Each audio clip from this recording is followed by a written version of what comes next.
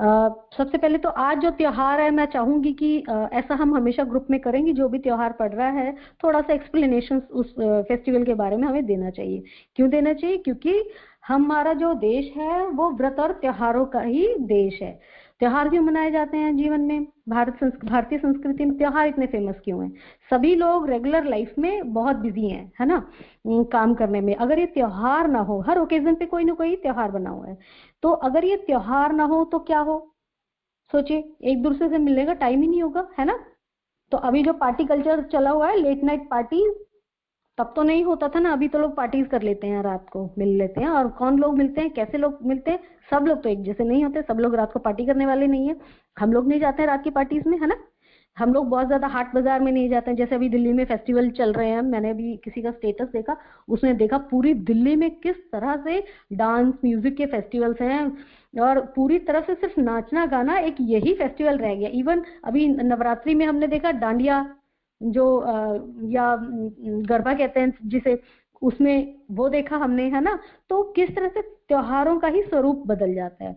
आज अहोई अष्टमी है, अहोई अष्टमी में क्या करते हैं, माँ शिव पार्वती पूरा दिन व्रत रखते हैं, और शाम को तारा देखकर हम अपना व्रत जो है वो खोलते हैं, शाम को भोजन करते हैं। मैं तो ये व्रत नहीं करती हूँ, लेकिन थोड़ा बहुत जानती हूँ, तो जानकारी शेयर करते हैं कि इस दिन माँ शिव पार्वती की पूजा की जाती है।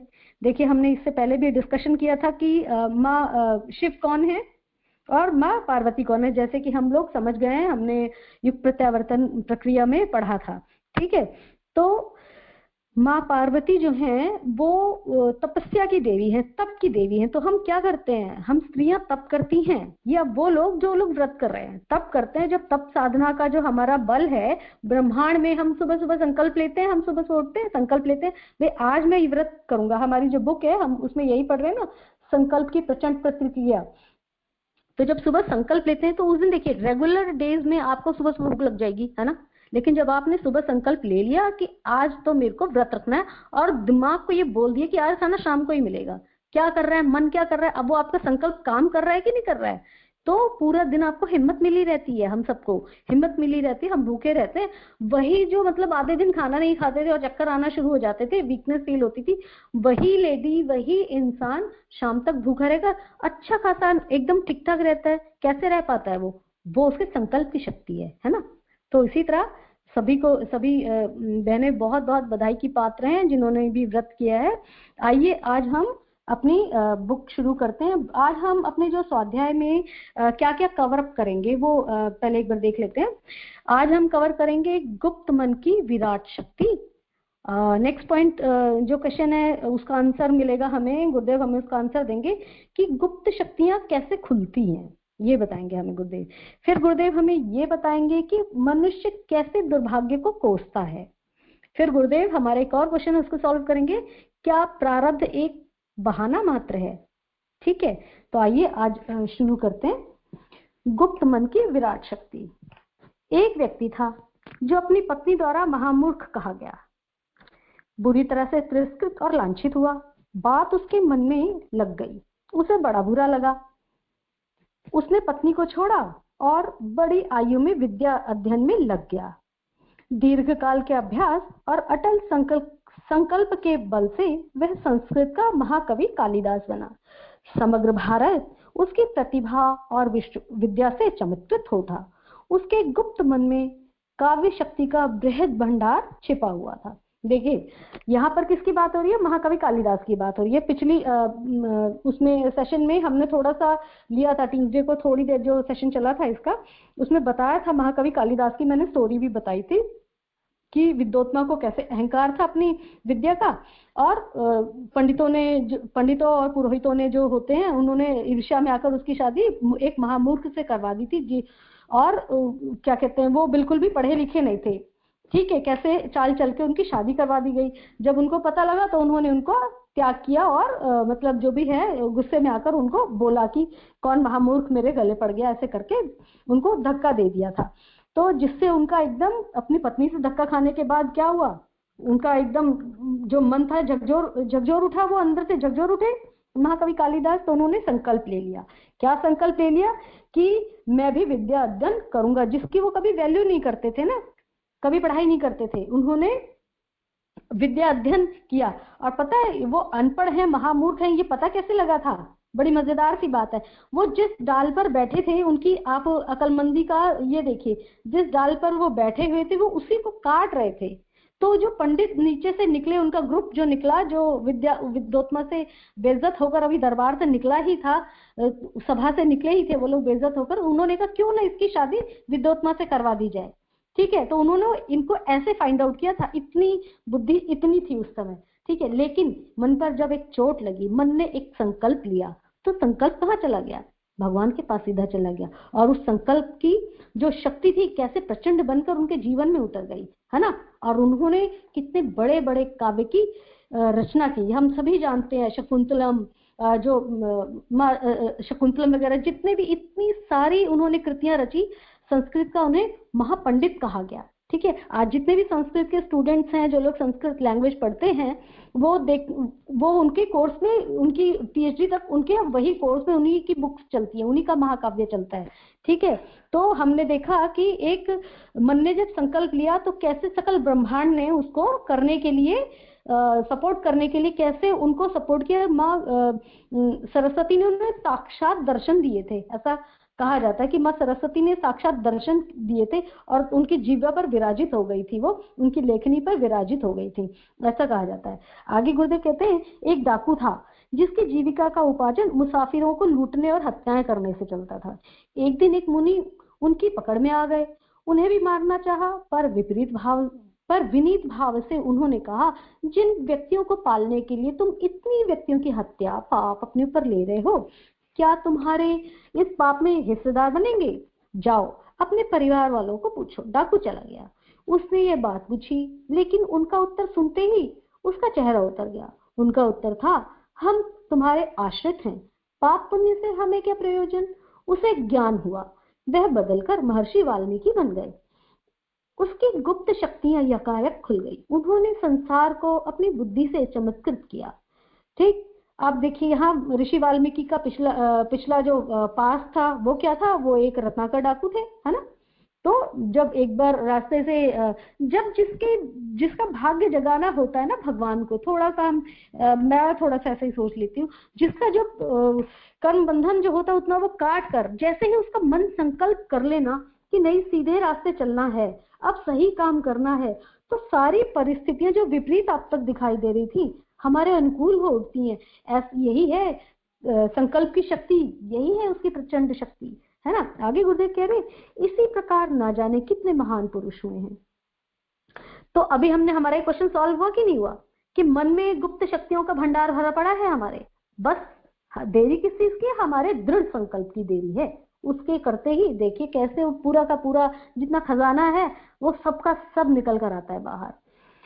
जिन्हें किसी मानसिक आघात या आकस्मिक झटके से अपने गुप्त मन में सोई पड़ी गुप्त शक्तियों का ज्ञान हुआ, उनके जीवन का पृष्ठ बदला और वे अपने गुणों से संसार को चमत्कृत विस्मित कर गए। आप में भी असाधारण गुप्त शक्तियां, मन, शरीर, आत्मा की असंख्य शक्तियों का भंडार छिपा हुआ है। गुरुदेव कह रहे हैं, अब हमें एकदम डायरेक्ट कह रहे हैं कि बेटा तुम्हारे अंदर भी सब कुछ छुपा हुआ है। बस क्या आगे क्या कहते हैं गुरुदेव? गुरुदेव कहते हैं, खेद है कि आप अपने को साधारण प्राणी मानते हैं। आप कभी भी ऐसा विचार नहीं करते हैं कि हम में दिव्य आश्चर्यमय शक्तियां छिपी पड़ी होंगी। सच मानिए, आप शक्तियों के वृहद भंडार हैं। घोड़ों को यदि शारीरिक शक्ति का ज्ञान हो जाए तो वे हमारे वाहन न रहें। हाथी अपनी शारीरिक ताकतों से विश्व को अपने वश में ही कर ले। शेर, चीता, रीछ, भैंसे, बैल, खच्चर इत्यादि पशुओं को अपनी शक्तियों का ज्ञान हो जाए तो वे हम पर राज्य ही करने लगेंगे। ये पशु हमारे लिए इतनी तेजी से बड़े बड़े बोझ ढोते हैं, भारी काम करते हैं जो मनुष्य नहीं कर सकता। यदि वे सब अपनी शक्तियों को मनुष्य के विरुद्ध लगाएं तो कदाचित ये हमें अपना वाहन बना सकते हैं, हमारे ऊपर सवारी कर सकते हैं। अब इस पैरे में गुरुदेव हमसे कहने की क्या कोशिश कर रहे हैं? एक छोटी सी स्टोरी आती है जो आदरणीय चिन्मय भैया इसको अक्सर लिया करते हैं कि हम अपनी शक्तियों का अकूट भंडार जो है उसे कैसे नहीं पहचान पाते। जैसे एक हाथी पैदा होता है, छोटा सा बच्चा है तो उसके पैर में जंजीर डाल दी जाती है, ठीक है, जो जिन्होंने उसको रखा हुआ था, जो पालतू हाथी होते हैं, उसके पैर में जंजीर डाल दी गई। अब वो क्या सोचता है, जब वो छोटा था तो वो जंजीर वो तोड़ नहीं पाता है ना, वो धीरे धीरे उसी चेन के साथ, उसी जंजीर के साथ वो बड़ा हो जाता है, ठीक, जंजीर उसके पैर में पड़ी है। लेकिन आप देखिए कि हाथी के अंदर कितनी ताकत होती है, वो चाहे तो एक झटके में जंजीर तोड़ देगा, नहीं तोड़ देगा ना, लेकिन वो सारी जिंदगी उसी जंजीर से बंधा रह जाता है। क्यों? क्योंकि उसके मन में ये बात बैठ गई कि ये जंजीर मुझे कहीं जाने नहीं देगी, ये मुझसे टूट नहीं सकती। तो हम सबके मन में भी ये बात शुरू से बैठा दी गई है कि भगवान राम तो राम थे, वो तो भगवान थे, वो जो कर पाए क्योंकि वो भगवान थे, ठीक। उसके बाद आज अभी जो प्रचलन में है, अरे वो तो गुरुदेव थे, वो जो कर पाए उन्होंने किया। अरे नहीं भाई, गुरुदेव क्या कह रहे हैं अपने साहित्य में, बार बार झकझोर रहे हैं, और क्या कह रहे हैं हमसे कि वो जो मैं कर पाया तुम भी कर सकते हो, है ना। और अब तो वो रास्ता बहुत इजी बना गए हैं। क्या कहते हैं प्रवचन, बेटा मैंने खिचड़ी बना दी, तुम्हें तो बस खानी है और खिलानी है ना, यही करना है ना। जो अभी हम क्या क्या कर रहे हैं, गुरुदेव की ये बनाई हुई खिचड़ी खा रहे हैं और खिला रहे हैं। कैसे कर रहे हैं? स्वाध्याय के माध्यम से। कैसे हो पाया ये तब हो पाया जब 2020 में लॉकडाउन हुआ और सारिका दीदी के मन में आया, उनके मन ने ये संकल्प किया कि बैठे बैठे रहने से तो ऐसे काम नहीं चलेगा भाई, है ना, कुछ तो करें, कुछ तो करें। क्योंकि वो जो भगवती भोजनालय था वो भी बंद हो गया था, वो भी नहीं कर पा रहे थे। तो उनके मन ने ये संकल्प किया, और उनके मन के संकल्प ने कैसे अपनी प्रचंड शक्ति दिखाई कि देखिए आज इस स्वाध्याय के माध्यम से हम कितनी दूर दूर से जुड़े हैं लोग, है ना, और एक दूसरे को ज्ञान दे रहे हैं, ज्ञान ले रहे हैं। कर रहे हैं कि नहीं कर रहे हैं? हम एकदम सिर्फ और सिर्फ ये अपने ऊपर ही लागू कर देखिए स्वाध्याय का मतलब ही है कि अपना अध्ययन करना, अपनी ही जितनी भी बातें गुरुदेव कह रहे हैं ना, हम अपने जीवन में उसको पास में जाकर देखें कि कैसे ये जो स्वाध्याय है, गुरुदेव का साहित्य हमारे जीवन में कैसे उतर गया, है ना। कहीं ना कहीं कुछ ना कुछ जरूर ऐसी बातें हुई हैं जो स्वाध्याय के माध्यम से हम जान पाते हैं कि हमारे साथ ये क्यों हुआ। वो जो सिचुएशन कल कभी बहुत बुरी लगती थी कि जी नहीं पा रहे थे उस सिचुएशन में, आज हम कितनी खुशी खुशी उसी सिचुएशन में जी रहे हैं, बिल्कुल हमें फर्क नहीं पड़ता है। ये सिर्फ कैसे बन पाया? सिर्फ और सिर्फ स्वाध्याय के माध्यम से, वही हमारे मन की शक्ति के माध्यम से, हमारे संकल्प की शक्ति के माध्यम से। जानते हैं बहुत सारे लोग सुसाइड कमिट कर लेते हैं, और ये होता क्या है, बस वो कुछ सेकंड्स का संकल्प होता है, वो मन जो है कुछ सेकंड के लिए वो करता है, ये मिनट घंटे नहीं लगाता है। जितने भी साइकोलॉजी के अकॉर्डिंग जितने भी डॉक्टर्स हैं वो यही कहते हैं कि ये बस कुछ सेकंड्स का खेल होता है। अगर मन थोड़ी ही देर के लिए डाइवर्ट कर दिया जाए ना, तो वो बंदा सुसाइड नहीं करता, उसको वही सिचुएशन थोड़ी देर में ठीक लगने लगती है। जिस सिचुएशन को लेकर वो अपने आप को हैंग करने जा रहा था, काटने पीटने जा रहा था, वही सिचुएशन बस। लेकिन संकल्प क्या होना चाहिए कि नहीं, मैं कभी ऐसा नहीं करूंगा। ये अगर संकल्प है मन में कि नहीं, एक तो एक जीवन मिला है ना, उसको क्या किसी दूसरे के लिए हम खराब कर देंगे? ये मेरा जीवन है, बड़ी खुशी खुशी जीऊंगा। और जैसे ही मन ने ये संकल्प लिया, देखिए वो शक्तियां कैसे काम करना शुरू कर देंगी, एकदम वो पूरी तरह से पूरी तरंगों, एक क्या कहें, बहुत जबरदस्त तरंगों के साथ वो वापस आएगा और काम करना शुरू कर देगा कि मन अब आपका उसी सिचुएशन में एंजॉय करना शुरू कर देगा। वो जो हस्बैंड वाइफ में लड़ाई चल रही थी, जिसके कारण कहीं हस्बैंड सोच रहा था अरे यार मैं इसको छोड़ूं, जाकर कहीं दूसरा घर बसा लूं या सुसाइड ही कर लेता हूँ, या वो वाइफ जो पति से परेशान होकर सुसाइड करने वाली है, वही उसको अब वो उस सिचुएशन कैसे लेने लग जाएगी, वो कहेगी चल मैं इसको ऐसे सोचती हूँ, मेरा रोमांस चल रहा है, शायद लाइफ में कभी रोमांस नहीं किया था, ठीक है मेरे हाथ का बना हुआ खाना नहीं खा रहे, कोई बात नहीं आज मैं ऐसे कर लेती हूँ, है ना। वही सिचुएशन, बस सिर्फ और सिर्फ वक्त भी वही, सिर्फ और सिर्फ हुआ क्या है, मन बदल गया है। वो जो आपकी संकल्प था, वो जो आपके जो थॉट थे ना, थोड़ा सा आपने उसको पॉजिटिव कर लिया। नहीं, आपने ये दृढ़ संकल्प ले लिया कि मुझे कोई नहीं रुला सकता। जब आपने ये संकल्प लिया तो देखिए ब्रह्मांड की सारी शक्तियां आपको हंसाने के लिए आ जाएंगी। ऐसा मैं अपने एक्सपीरियंस से कह रही हूँ कि ऐसा होता है, होगा और होता रहेगा। जैसे है ना, इसीलिए तो बार बार कहते हैं कि हम जब स्वाध्याय करते हैं तो हमें क्या मानना है कि सतयुग आ चुका है, वो आ गया है और पक्का आएगा। क्यों आएगा? क्योंकि हमारे गुरुदेव कह रहे हैं, परमात्मा खुद कह रहे हैं कि होगा, तो कैसे नहीं होगा। आगे बढ़ते हैं, लंबा हो गया थोड़ा सा एक्सप्लेनेशन।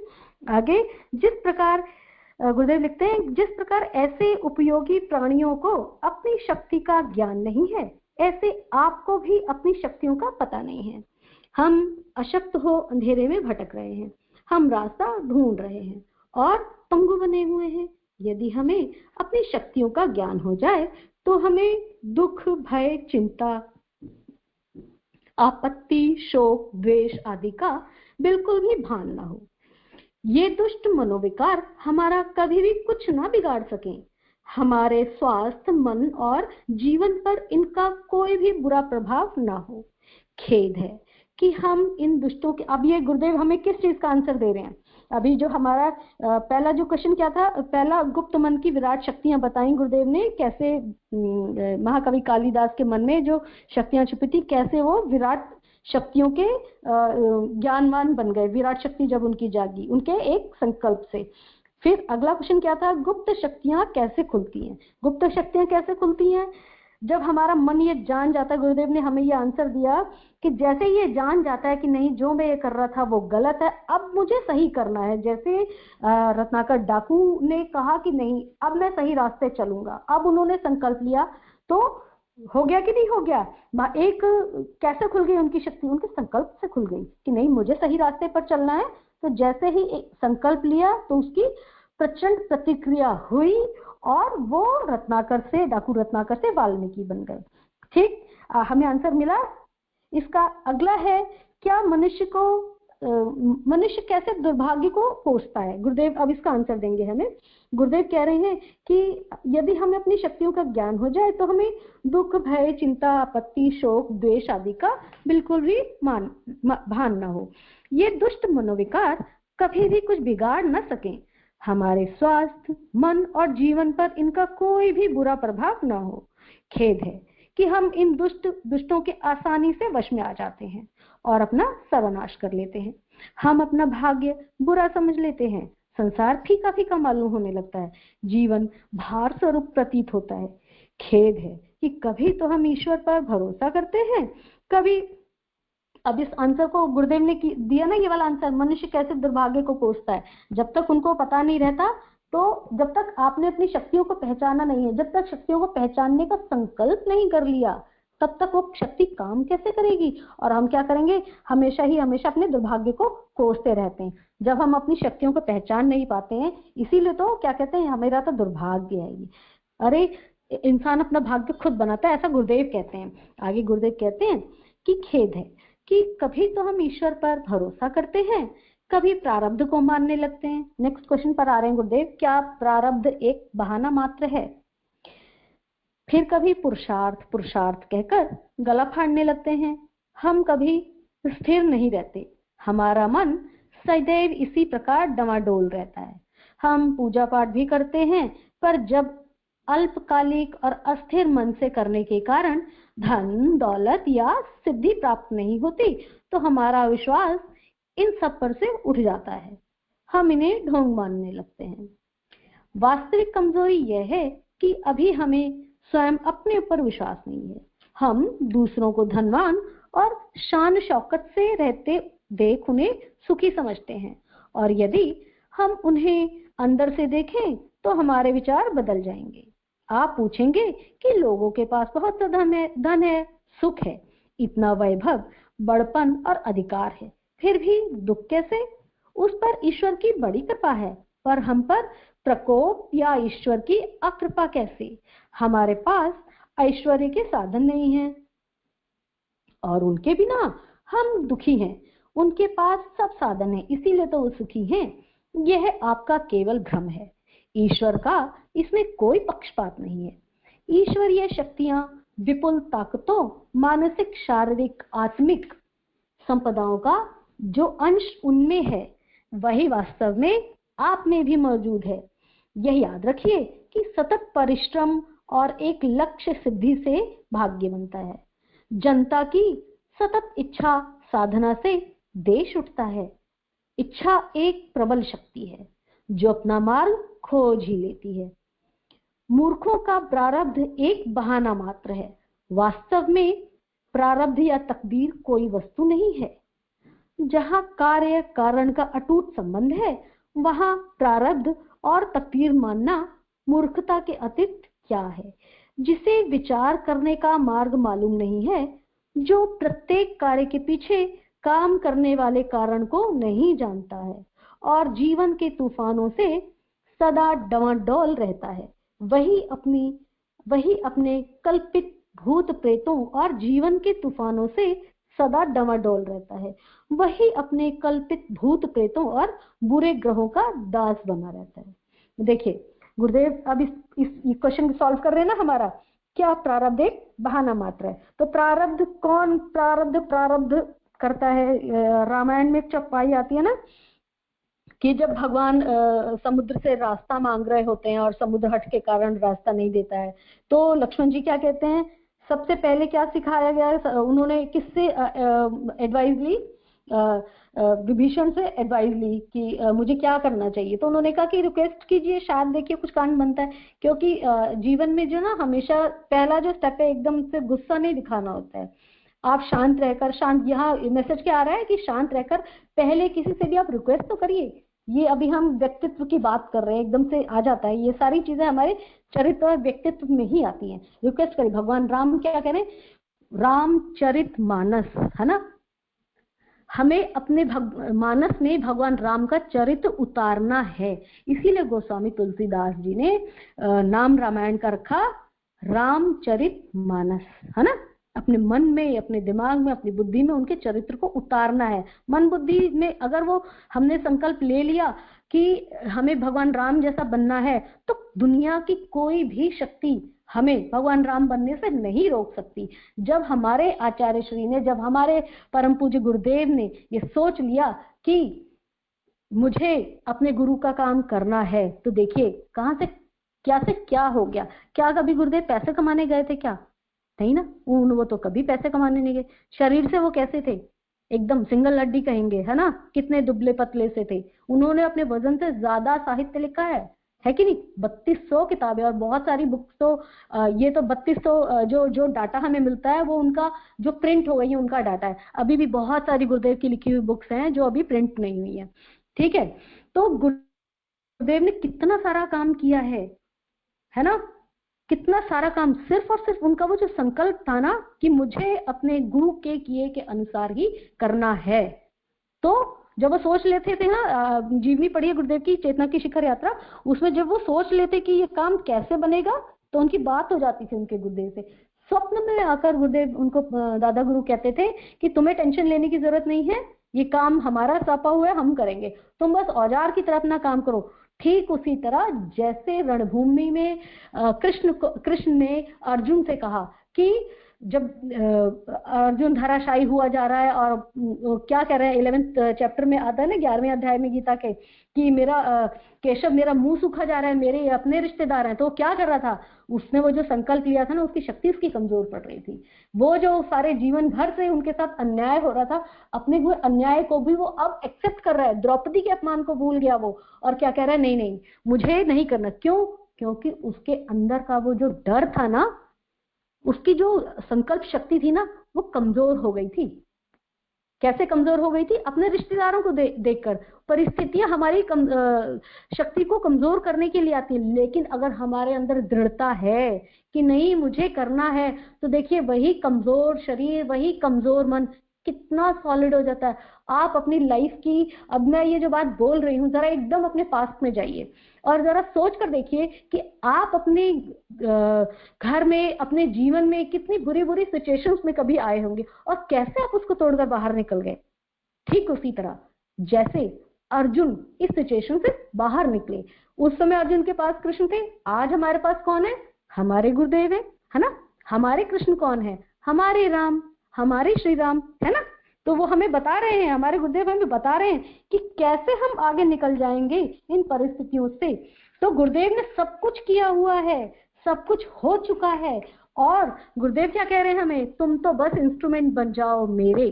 बस संकल्प करो कि मुझे मेरे गुरु का काम करना है, मुझे आज ये बुक्स यहाँ डिस्ट्रीब्यूट करनी है। देखिए आपको कोई ना कोई रास्ता मिल जाएगा। आप इन गुरुदेव के बीजों को बिखेरिए। एक दिन जितने पेड़ और फल निकलेंगे ना, सब आप ही की झोली में आने वाले हैं, सब हमारी झोली में आएंगे। हम जो ये आज कार्य कर रहे हैं ना, गुरुदेव हमसे जो करवा रहे हैं, जो एक दूसरे को ज्ञान दे रहे हैं, एक दूसरे से ज्ञान ले रहे हैं, जो हम स्वाध्याय कर रहे हैं ना, ये जन्म जन्म हमें कम पड़ जाएंगे इसका पुण्य बटोरने में। जानते हैं कितना बड़ा काम है। गुरुदेव कहते हैं कि तुम बस मेरे जो साहित्य को हो है भगवान के इस खेत में, इस दुनिया के खेत में बीज की तरह बिखेर दो। एक छोटी सी बुक जो आप कभी किसी को दे आओगे ना, एक सिंगल सेंटेंस बहुत काम करेगा।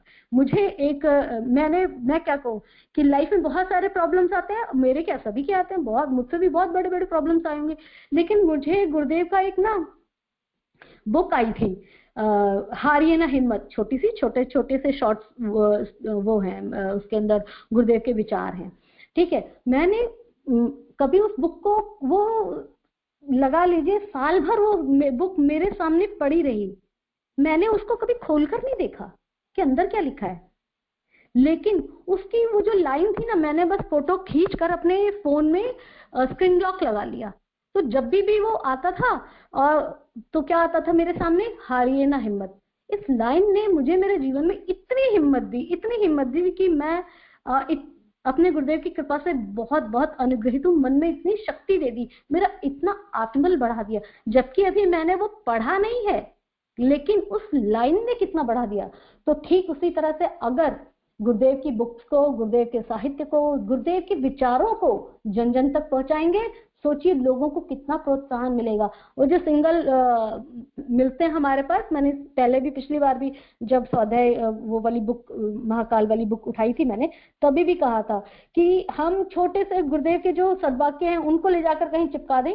दुनिया को कोई बताने वाला नहीं है कि क्या अच्छा है क्या बुरा है।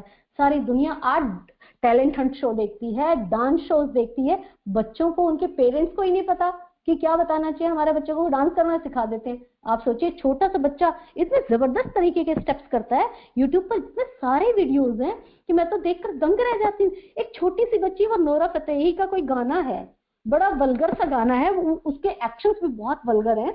शॉर्ट बाय चांस मैं यूट्यूब देख रही थी और शॉर्ट्स में वो आ गया, क्योंकि शॉर्ट्स तो अपने आप देखते जाओ, आता जाता है ना, उसमें मैंने देखा इतनी वल्गैरिटी के साथ वो बच्ची, मुश्किल से वो 9-10 साल की बच्ची है, और वो इतने घटिया तरीके के स्टेप्स कर रही थी। और कहाँ कर रही थी, बॉयज के बीच में कर रही थी। सारे बॉयज उसको कितने लस्ट के साथ देख रहे थे, एक 9 साल की बच्ची को। आप ये सोचिए, तो हम किस तरफ अपनी जनरेशन को ले जा रहे हैं। डांस करना अच्छी कोई बुरी बात नहीं है, मैं ये नहीं कह रही कि आप टैलेंट हंट शो मत देखिए, बच्चों को डांस मत सिखाइए। बस ये देखिए कि अगर वो बच्चा डांस इतने शिद्दत के साथ सीख सकता है और इतनी बारीकियों से आंख को ऊपर करना है कि नीचे करना है, जीभ बाहर निकालनी है या अंदर रखनी है, एक पैर ऐसे घुमाना, मतलब मैं तो दंग रह गई देखकर कि इसको कितना आता है ना, कितना इतने बारीकी से देखा है। सोचिए, जब एक अच्छी बात को वो बच्चा बारीकी से सीख लेगा तो क्या से क्या हो जाएगा।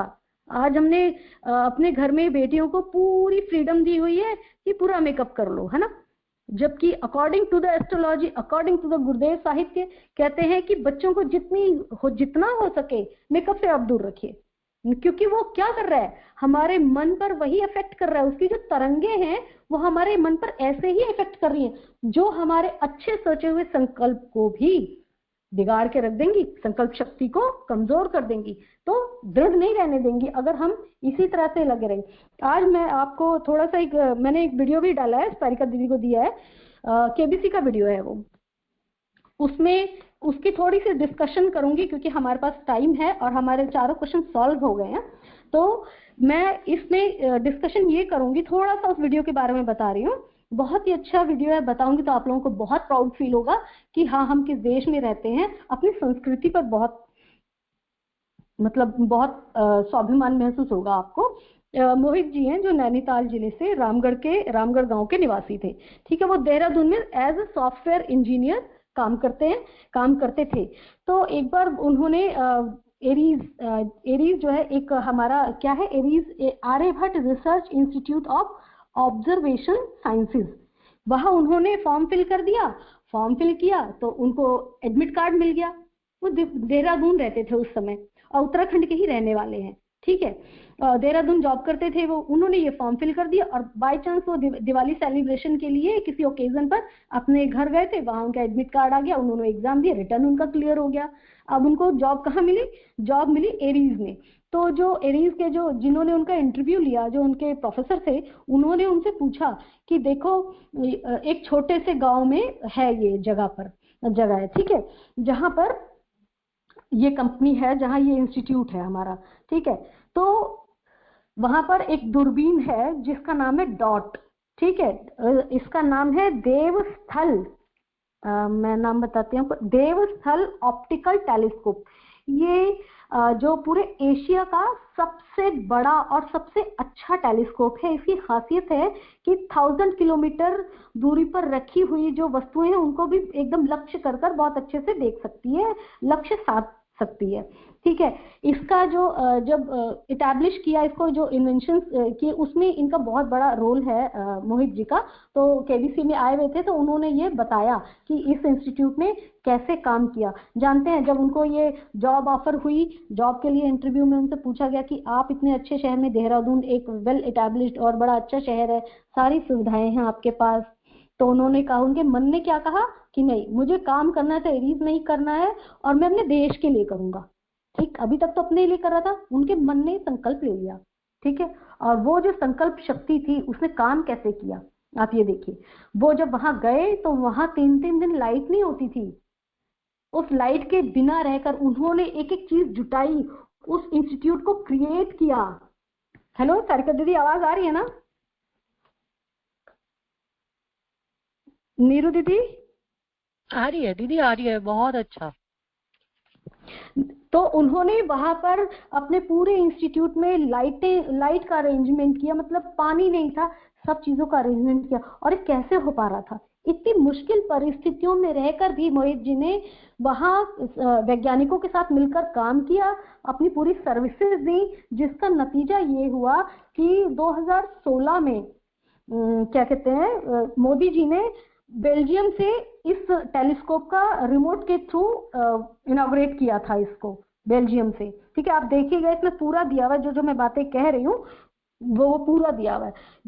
ये दूरबीन करती क्या है? ये दूरबीन अंतरिक्ष में, जो स्पेस में जितने हमारी गैलेक्सीज हैं उनका अध्ययन करती है, हम उनको बहुत क्लियरली देख पाते हैं, है ना। क्या हमें ये इससे पहले कभी ये बात पता थी? नहीं ना। हमारे देश में ऐसे लोग भी रहते हैं जिनकी इतनी संकल्प शक्ति है, जिसकी इतनी प्रचंड प्रतिक्रिया है कि आज देश कहां से कहां पहुंचा है।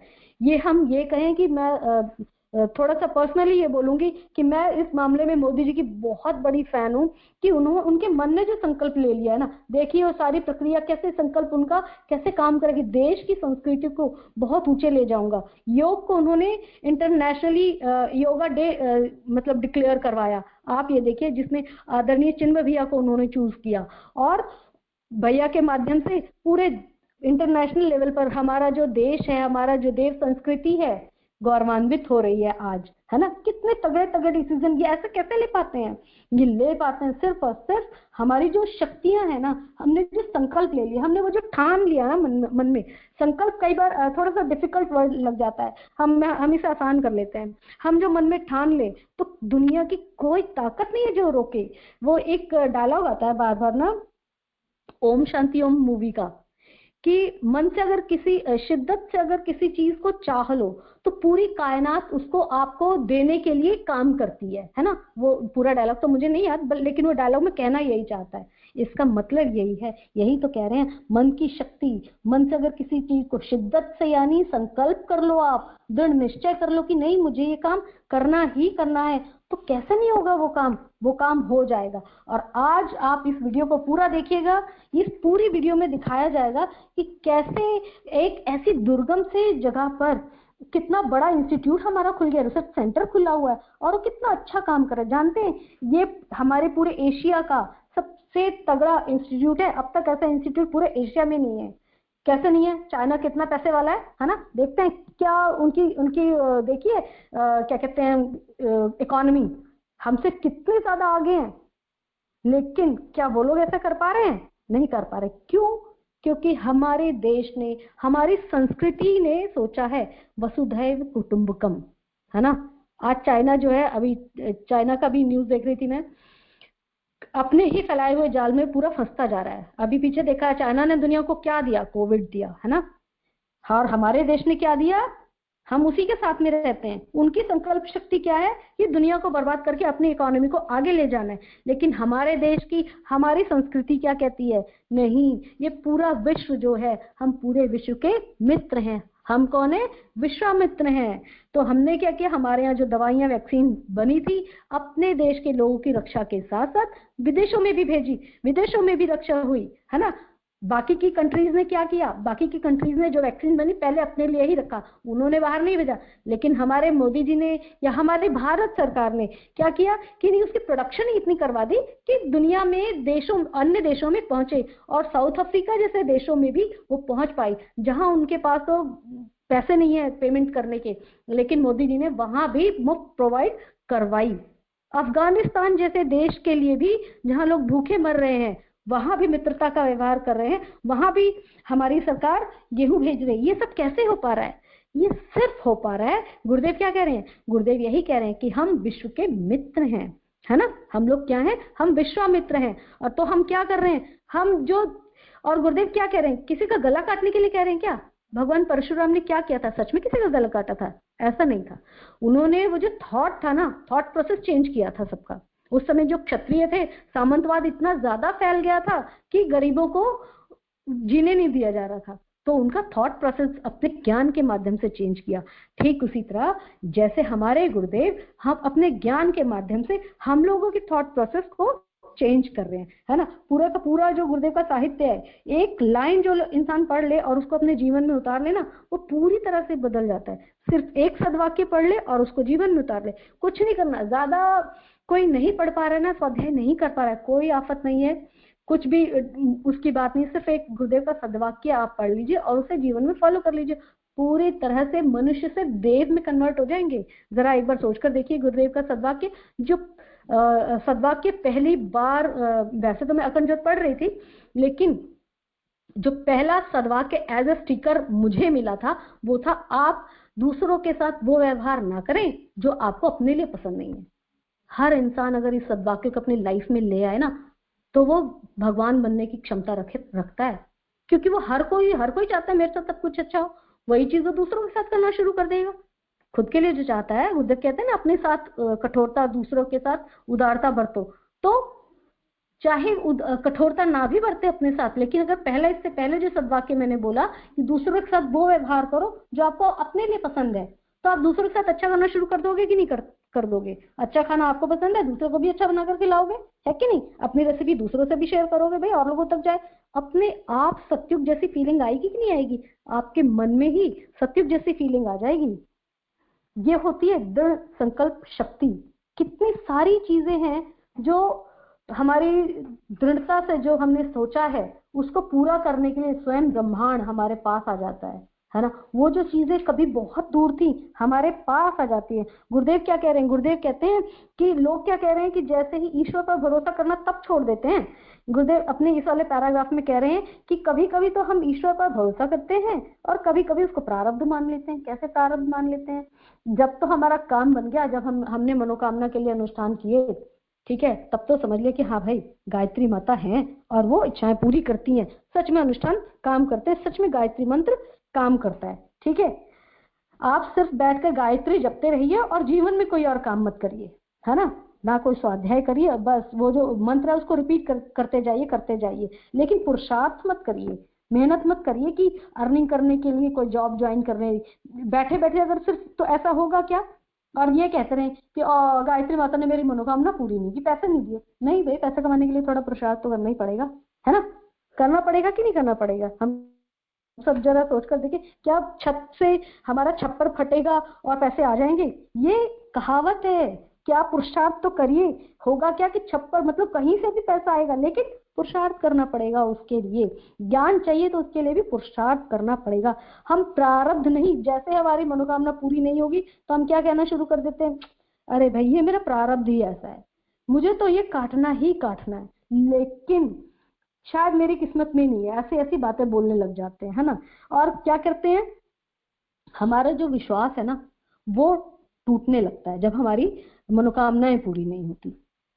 यानी कि इंसान का जो भरोसा है, वो जो संकल्प है, कहाँ कमजोर पड़ने लगता है, जैसे इसकी मनोकामनाएं पूरी नहीं होती। गुरुदेव यही कह रहे हैं, गुरुदेव कह रहे हैं कि जो आपने संकल्प लिया है ना, जो ये इसका बुक का टाइटल है संकल्प शक्ति की प्रचंड प्रतिक्रिया, आप उसमें लगे रहो। यहाँ पर एक वो जो हम सभी ने ना एक स्टोरी, अक्सर हम लोग ना सत्यनारायण भगवान की कथा करवाते हैं अपने ज्यादातर हिंदू घरों में, कोई भी कार्य प्रारंभ होने से पहले किया जाता है। उसमें सबसे पहला जो स्टोरी है, 5 स्टोरीज हैं उसके अंदर, 5 अध्याय हैं। सबसे पहली स्टोरी आती है कि वो जो पूरी जो सत्यनारायण भगवान की कथा है ना, जिसे हम करते हैं, उस पूरी कथा के अंदर संकल्प की ही बात की गई है कि संकल्प, जैसे ही संकल्प आपका दृढ़ हो जाता है तो देखिए उसकी शक्ति कैसे काम करना शुरू कर देती है। जो पहली जो स्टोरी आती है उसमें क्या है, जो ब्राह्मण था, अब यहाँ देखिएगा कि ब्राह्मण है ना, और उसके लिए शब्द कौन सा इस्तेमाल किया गया, दरिद्र ब्राह्मण, है ना, कहीं कहीं निर्धन भी बोल देते हैं, बट उसके लिए दरिद्र ब्राह्मण यूज किया गया था। दरिद्र पता है कौन होता है? दरिद्र वो जिसके पास सब प्रवृत्तियां नहीं है। पैसा होना या ना होना ये कोई बड़ी बात नहीं, आ जाए कल आ जाएगा, आप पुरुषार्थ कीजिए कैसा आ जाएगा। ऐसा नहीं हो सकता कोई मुंह से पैसा आपके छीन कर एकदम से नहीं ले जाएगा, ठीक है, लेकिन पुरुषार्थ करना पड़ेगा, हाथ पैर मारने पड़ते हैं। वो जो ब्राह्मण था गायत्री जपना भूल गया था। गायत्री जपना मतलब सद्गुणों का विकास नहीं कर था उसके अंदर, वो सुबह शाम की संध्या भूल गया था। तो भगवान खुद आए उसको बताने के लिए। भगवान को कहीं पर भी भगवान पक्षपात नहीं करते। गुरुदेव अगले पैराग्राफ में यही कह रहे हैं ना कि वो जो शक्तियां भगवान राम में थी, वो जो शक्तियां मुझ में आई, वो जो शक्ति मेरे गुरुदेव के पास थी, वो मुझ में कैसे आई? उन्होंने जब दृढ़ संकल्प किया तब उनके अंदर वो जो शक्तियां छिपी हुई थी, जिसे भगवान ने देकर भेजा है, उसने काम किया और वो इतना बड़ा अपने गुरुदेव का काम कर पाए। और ये कैसे कर पाए? ये सिर्फ और सिर्फ अपने संकल्प की शक्ति के माध्यम से कर पाए, क्योंकि दृढ़ संकल्प लिया। जैसे ही वो बूढ़ा ब्राह्मण को स्टोरी पता लगती है, भगवान खुद प्रकट होते हैं और कहते हैं कि तुम ऐसे ऐसे व्रत करो। भगवान सत्यनारायण भगवान का, सत्यनारायण भगवान, इससे हम क्या समझ पाते हैं कि सत्यनारायण भगवान कौन है? पूरा दिन सच बोलना है। और उन्होंने क्या कहा उस दिन? पूरा दिन आप सच बोलो, ठीक है, और भूखे रहकर, भूखा कैसा भूखा रहना? झूठ को नहीं खाना है। हम यहाँ भूखा रहना और सच बोलना, ये पूरे व्रत को देख लें। कई लोग उसको भूखा रहना अनाज ना खाने से ले लेते हैं। एक्चुअली जो उपवास है, वो जो व्रत है, क्या नहीं करना है, उसका है संकल्प कि आज संकल्प लिया है मैंने कि आज सुबह से लेकर शाम तक मैंने सत्यनारायण भगवान का व्रत किया है, मैं सच ही बोलूंगा, झूठ नहीं बोलूंगा। उस जब बताया तो क्या हुआ कि उसको फायदा हुआ कि नहीं हुआ? उस बूढ़े ब्राह्मण ने ये सोच लिया कि मैं आज, मुझे भिक्षा से जो भी कुछ मिलेगा मैं उससे भगवान सत्यनारायण का व्रत करूंगा। यानी के लिए आज संकल्प लिया। एक दिन पहले जब भगवान ने बूढ़े उसका रूप धरकर मिले थे ना, उस क्या नाम है, मैं ब्राह्मण का नाम भूल रही हूँ, उसको मिले थे। और क्योंकि ब्राह्मण जो है वो हमेशा से प्रिय है, मनुष्य हमेशा जानवरों से ज्यादा भगवान को मनुष्य प्रिय है, राजकुमार है हम लोग उनके। तो कैसे उन्होंने कहा ना कि नहीं नहीं, ये सही मार्ग पर चल जाए। जैसे गुरुदेव हमसे प्यार करते हैं ना, गुरुदेव अपने साहित्य बिखेर गए हैं एकदम, और क्या कह रहे हैं, नहीं नहीं तुम अब से सुधर जाओ, जब जागो तभी सवेरा, कभी भी सुधर सकते हो आप, किसी भी समय, जीवन के किसी भी मोड़ पर, चाहे आप 50 के हो, चाहे 20 के हो, और चाहे आप 70 के हो। जैसे ही गुरुदेव का साहित्य पढ़ोगे अपने आप चेंज आना शुरू हो जाएगा। अपने आप जो है आपका मन ना अच्छे अच्छे संकल्प लेना शुरू कर देगा। जैसे ही वो बूढ़े ब्राह्मण ने संकल्प लिया, उस दिन क्या हुआ उसके साथ? भिक्षा भी ज्यादा मिल गई।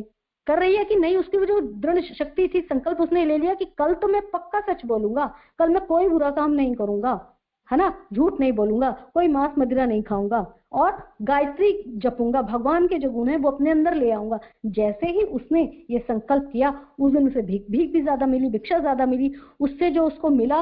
और उसने क्या किया, इस चक्कर में इतना संकल्प इतना तगड़ा था कि रात भर उसको नींद नहीं आई थी, है ना, हुआ था ना कथा में, हम ऐसे ही पढ़ते ना। तो रात भर नींद नहीं आई थी उसको, और सुबह उठकर उसको क्या हुआ, जब भीख मांगने के लिए गया तो उसको बहुत सारा धन प्राप्त हुआ।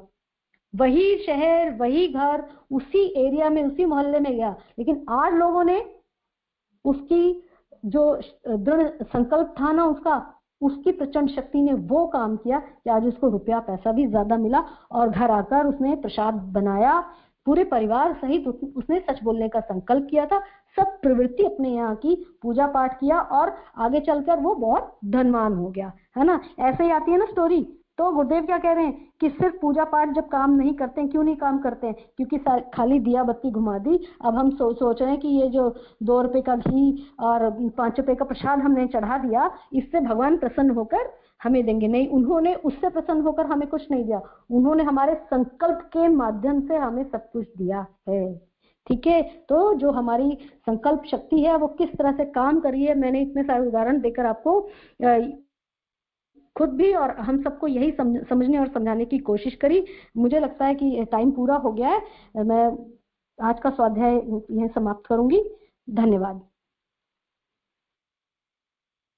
बहुत सुंदर शीला दीदी, आपने संकल्प शक्ति के बारे में बहुत सारे एग्जाम्पल्स, बहुत अच्छे अच्छे एग्जाम्पल्स देख के हम सबको समझाया।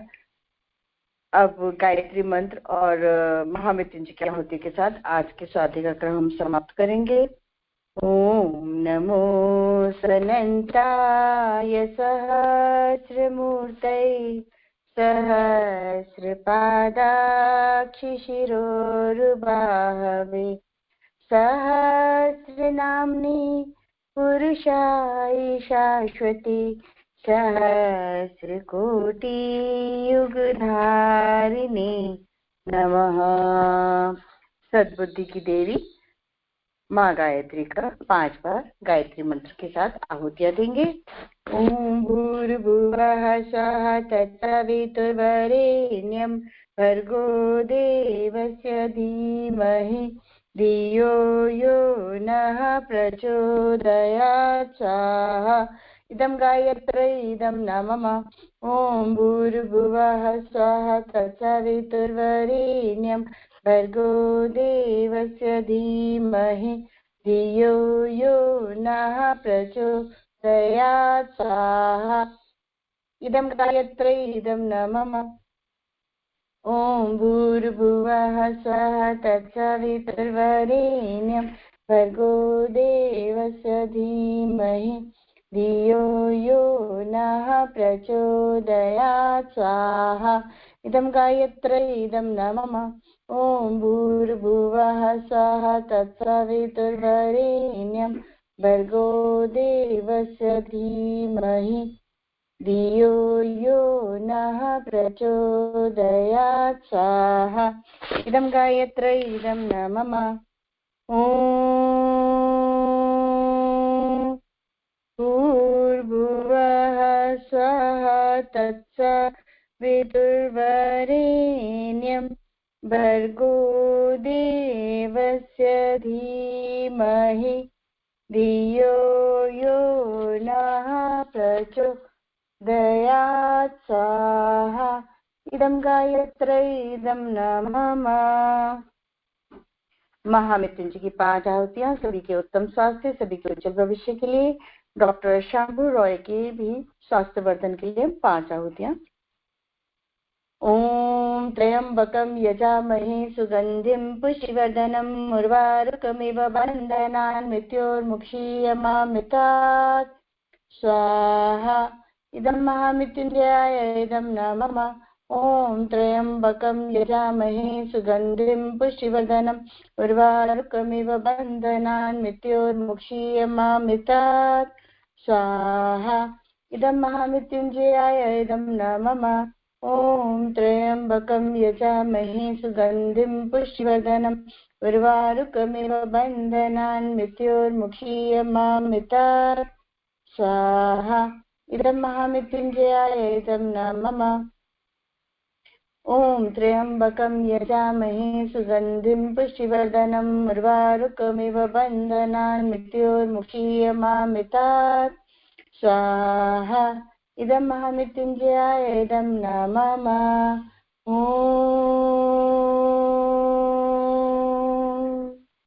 त्र्यंबकं यजामहे सुगंधिं पुष्टिवर्धनम् उर्वारुकमिव बन्धनान् मृत्योर्मुक्षीयमामृतात् स्वाहा। इदं महामृत्युञ्जयाय इदं न मम।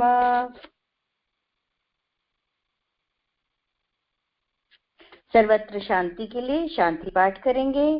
ओम द्यौ शांति अंतरिक्ष गं शांति पृथ्वी शांतिरापः शांतिरोषधयः शांति वनस्पतयः शांतिर्विश्वे देवाः शांति ब्रह्म शांति सर्वगं शांति शांतिरेव शांति सा मा शांतिरेधि। ओम शांति शांति शांति सर्वारिष्ट शांतिर्भवतु।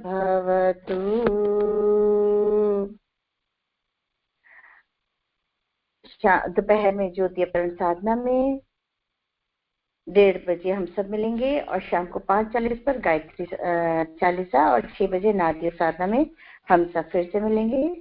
सभी को मेरा प्रणाम। जय गुरुदेव।